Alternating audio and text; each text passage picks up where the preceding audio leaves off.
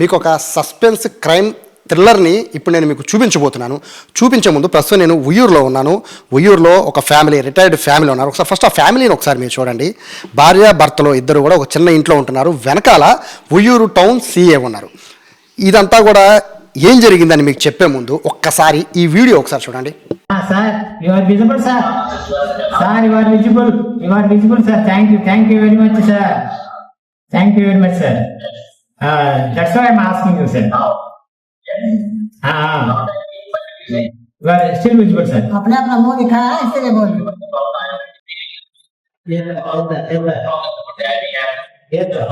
Please wait. Please wait. Don't you have shy to do such things? Elderly people, don't you have shy? Bastard, what are you doing? Where are you from? Where are you from? Come visible to me.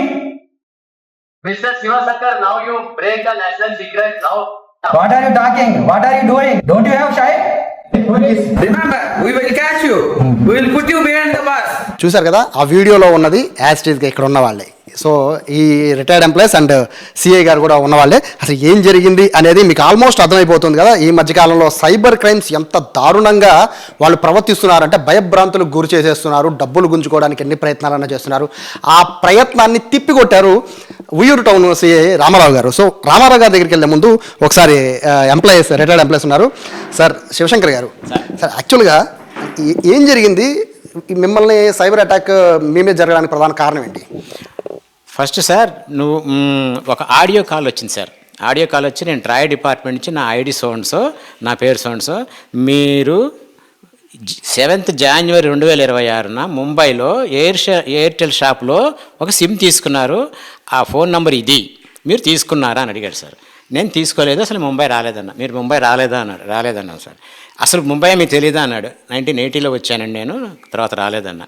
ఓ మీరు super senior citizen కాబట్టి మిమ్మల్ని ఆన్లైన్లోనే చేసుకోవచ్చు, మాట్లాడుకోవచ్చు, మీరు రాలేరు ఇక్కడికి, లేకపోతే మీరు ముంబై క్రైమ్ బ్రాంచ్కి రిపోర్ట్ చేయాల్సి ఉంటుంది ఇమ్మీడియట్గా అనేసి, సరే ఒక పని చేద్దాము, మీరు మీ పేరుతో ఉన్నది అది, మీరు కొనలేదంటున్నారు, మీ పేరుతో ఒక ఆధార్ కార్డులు ఇవన్నీ ఉన్నాయి, సో మీకు ఇప్పుడు సిబిఐ ఆఫీసర్కి కనెక్ట్ చేస్తున్నాను, వారికి చెప్పుకోండి అని చెప్పని అన్నాడు.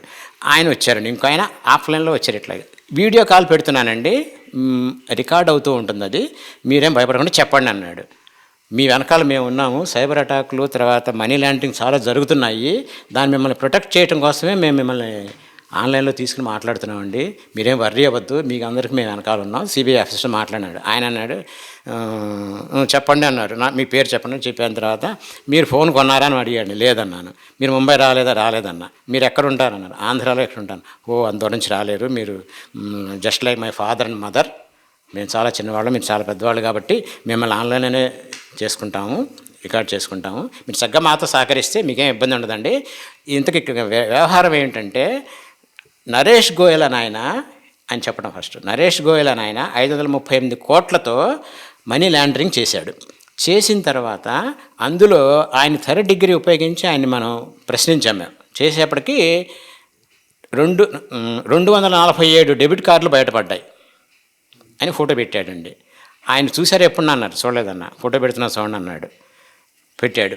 తర్వాత మీరు మీ కార్డు ఉందండి ఇక్కడ, డెబిట్ కార్డు హైలైట్ అది ఒక్కటి చేస్తున్నాను చూడండి అన్నాడు. ఎట్లా ఇస్తారండి, నాకు ఆల్రెడీ లైవ్లో ఉన్న డెబిట్ కార్డు ఉంది, కెనరా బ్యాంక్ ఎట్లా ఇష్యూ చేసిందన్న అంటే అక్కడ ఫేక్ న్యూస్ చెప్పాడు. మళ్ళీ మీరు ఇంకో ఫోటో పంపిస్తున్నాను చూడండి అని. He's the senior most official of the Canara Bank. He's also involved in this case. వాళ్ళే కాదండి, మా సిబిఐలో కూడా ఉన్నారండి, వాళ్ళే రిలీజ్ చేస్తున్నారు. అందుకే మేము కాన్ఫిడెన్షియల్గా మిమ్మల్ని మేము చూడకూడదు, మీరు నన్ను చూడకూడదు కాబట్టి నేను రావట్లేదు, మీది రికార్డ్ అవుతుంది, మీరు చక్కగా మాతో కోఆపరేట్ చేయండి, మీకు ఏం జరగకుండా మేము చూస్తాం అన్నాడు. ఓకేనండి అన్న. తర్వాత అయిపోయిన తర్వాత మీకు 20 లక్షలు క్యాష్ డిపాజిట్ చేశాడు మీ కెనరా బ్యాంకులో, 5 లక్షలు మీకు క్యాష్ ఇచ్చామంటున్నారు వాళ్ళు అట్లా చెప్పారు అన్నాడు. నేను తీసుకోలేదండి అన్న. ఆర్ యూ షూర్ అన్నాడు. Please verify our bank record sir through officials అన్న. సరే ఓకే, అట్టయితే మేము చూసుకుంటాం, అది కోర్టు చూసుకుంటాం సార్, అది మా పని కాదు అని. ఓ పని చేయండి, మీదంతా రికార్డ్ అవుతుంది కదా, ఇప్పుడు మీరు ఏం చేస్తున్నారు, ఎక్కడున్నారు, మీరు ప్రొఫెషన్ ఏమిటి, మీ క్వాలిఫికేషన్ ఏంటి అన్నాడు. చెప్పా. అని తనే చెప్పింది, మీరు హిందీ చెప్పింది. సరే నాతో ఇంగ్లీష్లో మాడమన్నాను, ఆయన ఆవిడతో హిందీలో మాడను అని నాకు చెప్పినవన్నీ మళ్ళీ ఎక్స్ప్లెయిన్ చేశాడు హిందీలో. సో ఇవన్నీ చేస్తున్నప్పుడు అంటే కంగారు పడ్డం చాలా కామన్ సార్. కంగారు పడిపోతూ ఉంటాం, అంటే మన ఇక్కడ పొరపాటు చేశానా అనే ఫీలింగ్ వస్తుంది కదా. సో ఇట్లా మాట్లాడినప్పుడు మీరేమనుకున్నారు, అంతా రియలే అనుకున్నారా? రియల్ అనుకుంటూ, కానీ నేను తప్పు చేయలేదు, కాన్ఫిడెంట్గా మాట్లాడానండి. కాన్ఫిడెన్స్ లేకపోతే తడబాటు వస్తుంది. పైగా నేను ఒరిజినల్గా ఇంగ్లీష్ మీడియం అని కాదు, కానీ నేను ఆశ్చర్యపోయానండి. నేను ఇంగ్లీష్ మాట్లాడానా, తడువుకోకుండా మాట్లాడాను. ఇట్లా గ్యాప్ కూడా రాలేదండి. తడువుకోకుండా మాట్లాడి చక్కగా అన్నిటికీ సమానం చెప్పాను. Sir you are fully cooperated with me. So ఈ రికార్డ్ అంతా నేను ముంబై ఎంసీబీ అని ఉంది, ముంబై క్రైమ్ బ్రాంచ్ ఉంది, ఆఫీసర్ లైన్లోకి వస్తాడు, మీరు ఆయనతో మళ్ళీ చెప్పండి, ఆయన ఏమడిగితే చెప్పండి అన్నాడు. I think both are same. మీరు కరెక్ట్గా మాట్లాడండి, ఉన్నదన్నట్టు చెప్పండి, మేము సేవ్ చేస్తాం. సిబిఐ సేవ్ చేస్తుంది, మేము అంతా సేవ్ చేస్తే మీకు ఏం ప్రాబ్లం లేకుండా మేము రిపోర్ట్ సబ్మిట్ చేసిన దాన్ని బట్టి మీ మీద ఉన్నటువంటి కేసు తొలగించబడుతుంది అనేటప్పటికి సరే అని చెప్పానండి. నేను దీన్ని సుప్రీంకోర్టుకి సబ్మిట్ చేస్తానని రేపు పొద్దున మీకు ఆయన నుంచి లైవ్ టెలికాస్ట్ ఉంటుంది, మీరు ఆయనతో కూడా చక్కగా ఇవన్నీ మాట్లాడిన, ఆయన ఏమడిగితే చెప్పండి అన్నాడు. సరే సార్ అన్న. మీ కాల్ని రేపు పొద్దున్నకి సుప్రీంకోర్టులో నుంచి మీ హీరింగ్ ఉంటుందని చెప్పారు. నేను పంపించేశానండి, ఎప్పుడు ఉంటుందో రేపు పొద్దున్న నాకు వాళ్ళు చెప్తారండి అన్నాడు. మర్నాడు పొద్దున్న 9 గంటలకు మీరు రెడీగా ఉండండి ఇక్కడ అన్నాడు. కూర్చున్నాం సార్, మొన్న పొద్దున కూర్చున్న తర్వాత హలో అన్నాడు. వచ్చారు ఉన్నారు కదా అన్నాడు. సరే ఇప్పుడు నేను కనెక్ట్ చేస్తున్నాను, మీకు చీఫ్ జస్టిస్ లైన్లోకి వస్తారు, నేను మీరు వాళ్ళు రావంగానే హానరబుల్గా లేచి నుంచోండి చాలు అన్నాడు. సరే మామూలుగా నుంచున్నాము. అప్పటికి please sit down mister Sivasankar and Bharatalakshmi అన్నాడు. కూర్చున్నాము. ఆయన క్వశ్చన్స్ వేసాడు. సార్ మీరు ముంబైలో ఫోన్ కొనుక్కున్నారా, ఈ నెంబర్ మీదేనా అని అడిగాడండి. Same questions. ఆ క్వశ్చన్ అడగంగానే నాకు 100% తేలిపోయింది సార్. సుప్రీంకోర్టు చీఫ్ జడ్జి నన్ను ఆ క్వశ్చన్ లైవ్లో అడుగుతారా అనేది నాకు అప్పుడు అసలు 100% క్లియర్ అయిపోయింది. 8 అవర్స్లో ఇస్తూ వాళ్ళు జడ్జి గారు చెప్తారు, రిలీజ్ చేస్తారు, అది మీకు ఇచ్చేస్తాము. సో మీరు రిలీవ్ అవ్వచ్చు, ఈ కేసు నుంచి రిలీవ్ అవ్వచ్చు. ఈ 4 మాత్రం ఇలాగే ఉంచండి, జారీ చేయండి, ఇలాగే దీన్ని ఏం పని చేయొద్దు అని చెప్పారు. అది వాళ్ళు మాకు ఇచ్చింది. వాళ్ళు 9 లైన్లోకి వస్తారు కదా, మేము మా పనులను కంప్లీట్ చేసుకుని లైన్లో ఉంది ఆ తలుపులు వేసిన బండి తీసుకుని బయటికి వెళ్ళిపోయామండి. 8 బయటికి వెళ్ళిపోయాం. టిఫిన్ తిందాం, బయట తిందాం, మా తమ్ముడి వంటికి తిందామని అయ్యేటప్పటికి చివరికి చేసి సార్తో మాట్లాడాలి. నేను డైరెక్ట్గా వెళ్ళనా అని మా తమ్ముడిని అడిగితే ఇక్కడే ఆఫీసు, నేను మాట్లాడిస్తానని ఫోన్ చేశారండి. ఫోన్ చేసేప్పుడు సార్ వెంటనే రియాక్షన్, నేను విజయవాడలో ఉన్నాను, నేను మీకు హెల్ప్ చేసి నేను ఉన్నాను, మీ వెనకాల భయం వద్దు. సిఐ గారికి చేశారు మీరే, అంటే లైన్లో ఉన్నప్పుడే మీరు పోలీసులు కాంటాక్ట్ అయ్యారు. వాళ్ళు అప్పుడు వెళ్ళిపోయారు. నిన్న పొద్దున వెళ్ళాను నేను బయటికి. నిన్న పొద్దున కాంటాక్ట్ చేశాం మా తమ్ముడి ద్వారా, నేను చేయలే అనేసి కాంటాక్ట్ చేస్తే ఆయన అన్నారు, సార్ మీరు ఎక్కడున్నా నేను వచ్చేస్తాను, డైరెక్ట్ ఫోన్ చేశారు సార్ నాకు ఆయన. అప్పుడు నాకు నేను బలం వచ్చి సార్ మేము వెయిటింగ్ అన్నాను. సరే ఆయన వచ్చారు, ఇక్కడనే సెటప్ చేసుకున్నాం, మాట్లాడాము.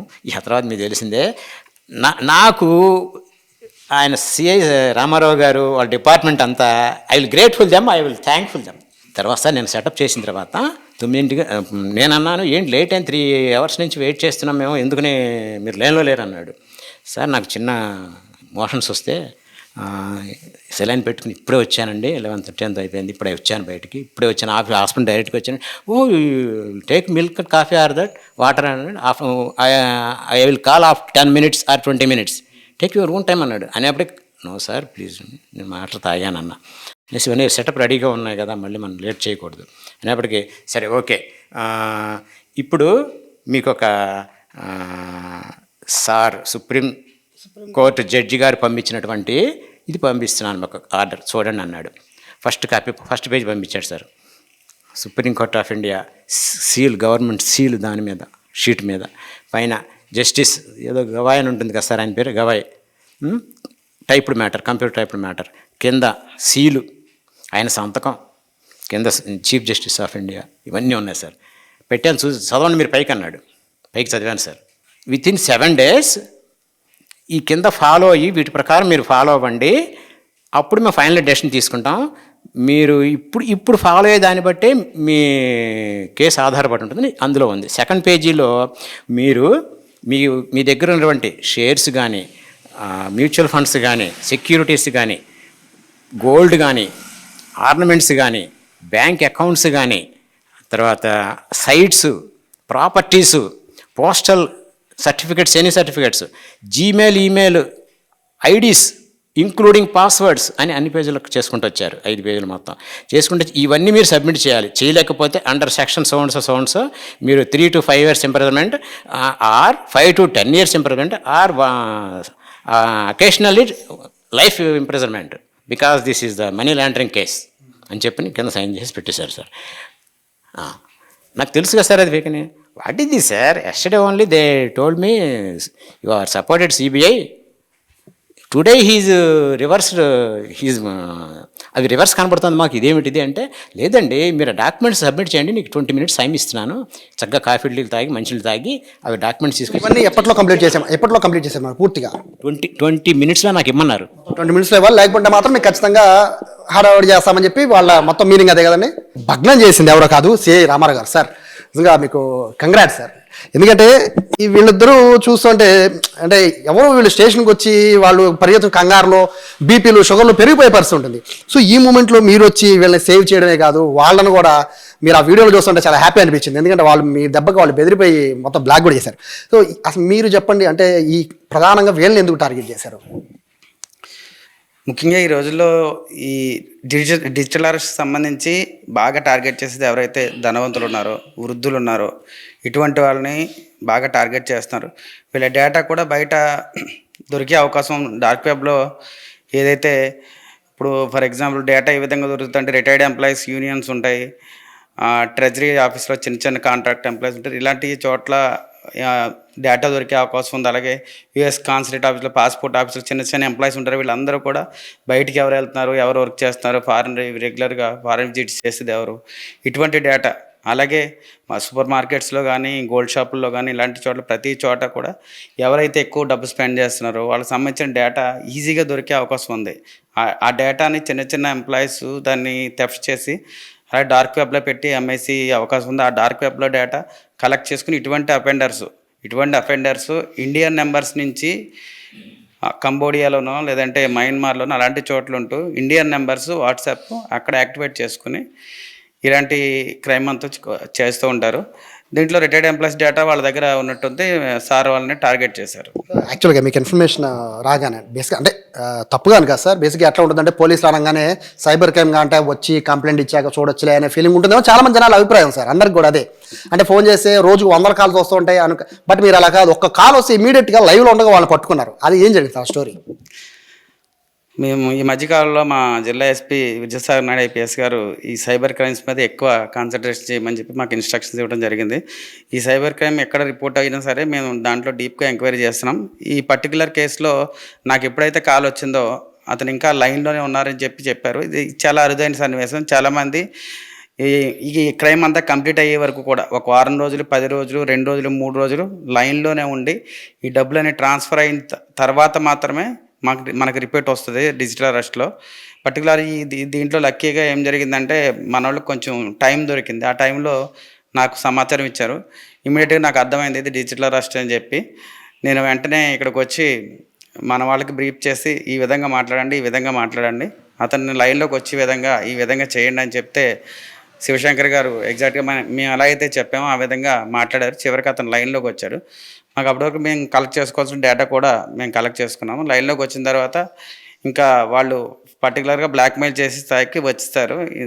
స్థిర చరాస్తుల వివరాలు, అలాగే సెక్యూరిటీస్, బాండ్స్, డిపాజిట్స్, గోల్డ్ అన్ని వివరాలు కూడా తీసుకుంటున్నారు. తీసుకుని ఇంకా ఫైనల్గా ఇంకో 2 గంటల్లో ఈ వృద్ధుల్ని బాగా భయపెట్టి అవంతా ట్రాన్స్ఫర్ చేయించుకుని వ్యవహారం చేయబోతారని చెప్పి అర్థమై నేను ఇంటర్వ్యూన్ అయ్యి మధ్యలోకి వచ్చి ఎప్పుడైతే అతను క్వశ్చన్ చేశానో ఆల్రెడీ రియల్ పోలీసుని చూడగానే వాడు భయపడి ఆఫ్లైన్ అయిపోయాడు. మొత్తం ఆ నెంబర్స్ కూడా బ్లాక్ అయిపోయి తిరిగి మనం కాల్ చేద్దామని కూడా కాంటాక్ట్ అయ్యే పరిస్థితి లేదు అవతల వైపు నుంచి. బేసిక్గా రికార్డ్ చేసే అవకాశం లేదా సార్ మొబైల్లో? అంటే వీళ్ళు రికార్డ్ చేయలేరు సార్, అంటే అవతల పర్సన్స్ ఏం చెప్తున్నారు అనేది? అవతల పర్సన్స్ అది డిజేబుల్ చేస్తారు. స్క్రీన్ రికార్డ్ చేద్దామన్నా కూడా అవ్వదు. అవతల పర్సన్స్ అది సెట్టింగ్స్ ఆ విధంగా చేస్తారు, డిజేబుల్ చేస్తారు. స్క్రీన్ రికార్డ్ అవ్వదు వాళ్ళు చేసి. ఎక్స్ట్రా వాళ్ళు ఇటువంటి బాధ్యతలు ఇంకెవరు ఉంటే స్క్రీన్ రికార్డ్ చేసి మీకు ఇచ్చే అంత స్కోప్ ఉండదా సార్ అని? కొన్ని సందర్భాల్లో చేయొచ్చు, కొన్ని సందర్భాల్లో వాళ్ళే డిజేబుల్ చేస్తారు. స్క్రీన్ రికార్డింగ్ చేసి కటింగ్ ఎడ్జ్ టెక్నాలజీ వాడుతూ ఉంటారు వాళ్ళు. అవతల వాళ్ళు స్క్రీన్ రికార్డింగ్ చేయకుండా ఏవైతే సెట్టింగ్స్ ఉంటాయో అన్నీ చేస్తూ ఉంటారు.